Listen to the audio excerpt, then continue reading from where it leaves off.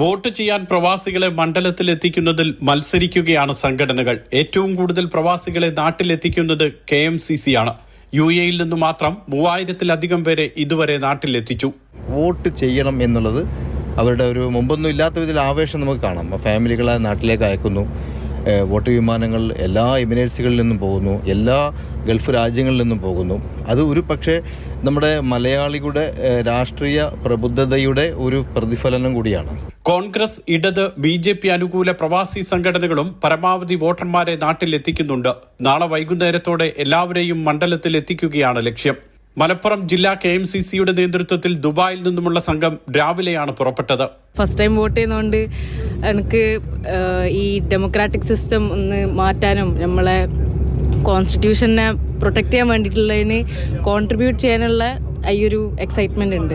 ഇങ്ങനെ കന്നി വോട്ടർമാരും വർഷങ്ങളായി നാട്ടിൽ പോയി വോട്ട് ചെയ്യുന്നവരുമുണ്ട്. UAE, Oman, Qatar, Kuwait, Saudi Arabia, Bahrain എന്നിവിടങ്ങളിൽ നിന്നെല്ലാം വോട്ടർമാർ കേരളത്തിലേക്ക് പറക്കുകയാണ്.